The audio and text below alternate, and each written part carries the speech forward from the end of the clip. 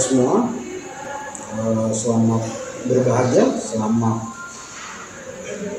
berbagi cerita kita nanti.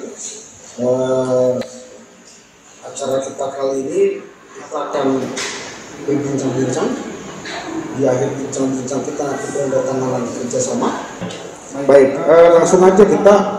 Jadi Bapak Ibu pengurus goa, meski awalnya nomense pertama kali itu di Siantar tahun 54 gitu. Jadi selanjutnya berkembang, ada keinginan untuk membutuhkan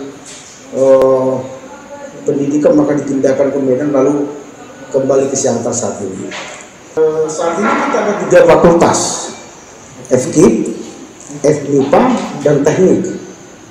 Dari 3 fakultas ini kita punya 13 program studi yang nanti bisa kita bersinergi, dan mungkin bisa kita semua program studi yang ada bersinergi tentang, karena cerita lingkungan gak boleh juga dilakukan sendiri-sendiri, harus melibatkan banyak pihak. Dan seperti yang disampaikan Pak Rektor di awal pradiskusi kita ini, bahwa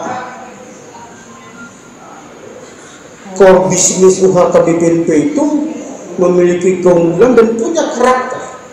Salah satu bentuk karakter itu adalah cinta ke lingkungan, peduli ke lingkungan. Kami juga sudah mencoba melihat bagaimana visi goa. Ternyata kita punya chemistry, Pak Lamhostos. Mungkin Pak Lamhot untuk mempersingkat waktu, kenapa sih disebut goa? Bahkan ya saya bersyukur karena kadang-kadang saya pernah tinggal di Eropa, saya pernah tinggal di Denmark, saya pernah tinggal di Prancis pada saat sebelum saya pulang ke Pematang Siantar. Ya waktu itu saya sudah melihat bagaimana kota Prancis, bagaimana negara-negara Eropa mencintai lingkungan, menjaga, melestarikan alam. Saya bandingkan dengan negara saya ketika saya balik ke Siantar, ke Bonapasogit lah saya bilang. Sebenarnya untuk supaya lingkungan ini bisa teratasi, yang penting sekarang itu diedukasi bukan lagi orang yang tua, tapi anak-anak didik yang perlu diedukasi. Ada prinsip, dan saya yakin kalau yang saya lakukan ini adalah untuk kebaikan alam. Kalau yang saya lakukan ini adalah untuk kepentingan manusia, untuk kepentingan semua makhluk hidup. Saya nggak takut mati. Kalaupun mati, saya yakin Tuhan akan tempatkan saya di tempat yang baik. Nah, luar biasa boy, itu kan harus kita berbuat.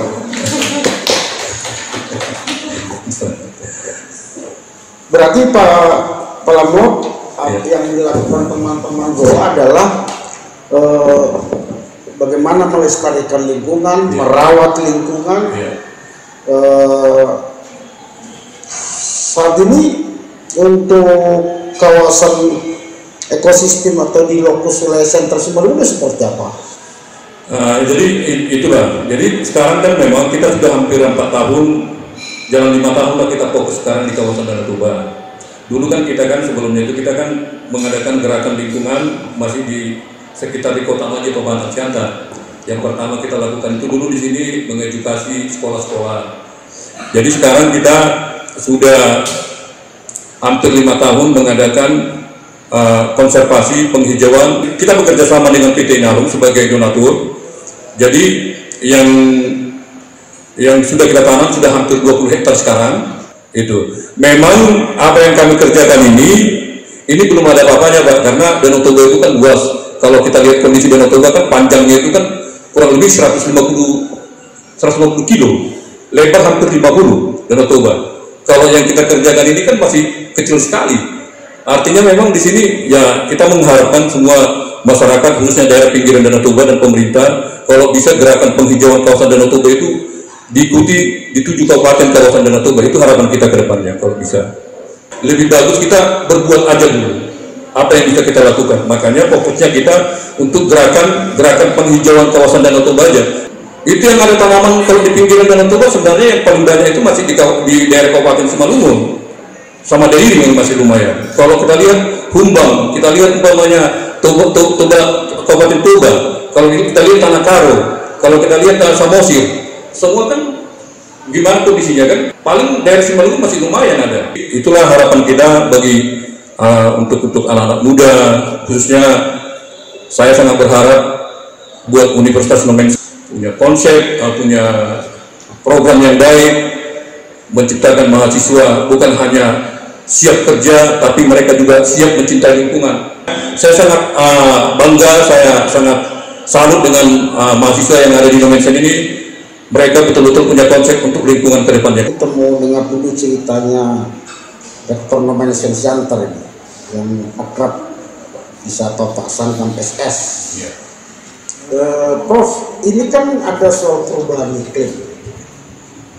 Apa pentingnya Nomensen UHKBP menjalin kerjasama dengan pegiat lingkungan? Ya, pertama-tama terima kasih ya Pak Lindung atas pertanyaan ini di dalam diskusi kita ini bersama Generations of Action KUA dengan Universitas HKBP Nomensen Buatan Siantar. Daerah Sumatera Utara ini mempunyai sumber daya alam yang sangat luar biasa, khususnya dengan keindahan alam ada Jawa ini. Nah, inilah fokus Universitas HKBP Nomensen Buatan Siantar yang mempunyai cita-cita untuk menghasilkan lulusan yang unggul dan berdaya saing. Ya.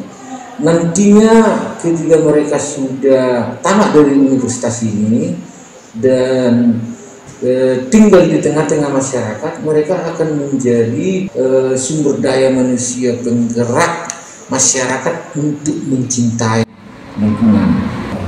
Baik, terima kasih Prof. Saya meminta pendapat Ibu Mas dulu. Jadi sebenarnya ini Pak sudah kami rencanakan sebelumnya dengan Bapak Rektor. Jadi kami ingin merancang sebuah laboratorium biodiversity. Jadi konsepnya ini konsep laboratorium keanekaragaman hayati. Jadi di dalamnya sudah ada hewan dan sudah ada tumbuhan. Bahkan hewan dan tumbuhan yang biasanya yang sudah terancam punah seperti itu Pak.